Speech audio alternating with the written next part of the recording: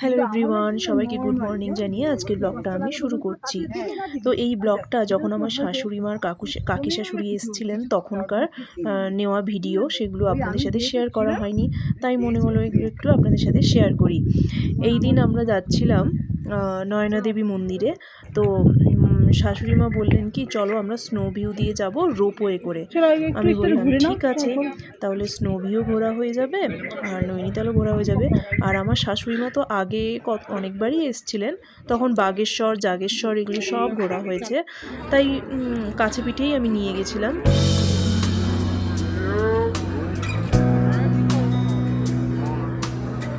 তো আমরা চলে এসেছি ভুটিয়া মার্কেট। এই ভুটিয়া মার্কেটের ভেতর দিয়েই নয়না দেবীর মন্দির শুরু হয়ে যায়। এই যে আমরা চলে এসেছি নয়না দেবী মন্দিরে, শ্রী মা নয়না দেবী মন্দির লেখাই আছে। তারপর এখান থেকেই আমরা পুজোর থালি নিয়ে নেব পুজো দেওয়ার জন্যে। তারপরে ভেতরে একটু ঘোরাফেরা করব, সমস্ত আর যা যা মন্দির আছে একটু দেখব।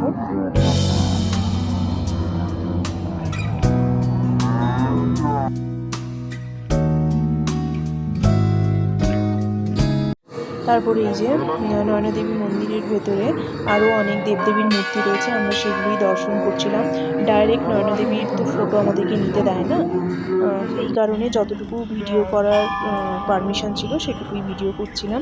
তারপরে আমরা এই যে চারিদিকটা ভালো করে মানে মাকে দুই শাশুড়ি মাকেই ঘোরাচ্ছিলাম, ভালো করে দেখাচ্ছিলাম যে কোথায় কি মন্দির আছে, কোন জায়গায় কি, এগুলো একটু বলে দিচ্ছিলাম আর কি।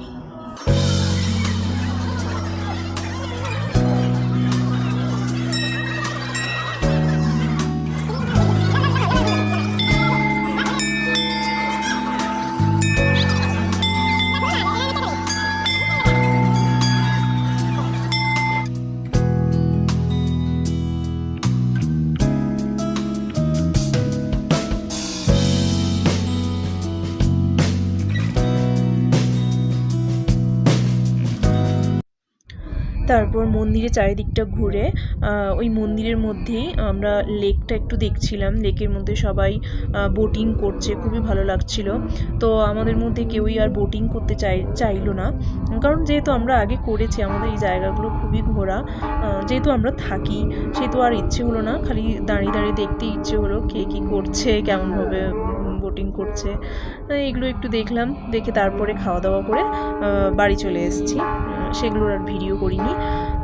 খুবই টায়ার্ড হয়ে গেছিলাম। এখানেই শেষ করছি আমার ভিডিও। যদি ভালো লেগে থাকে অবশ্যই লাইক, শেয়ার, সাবস্ক্রাইব করবেন।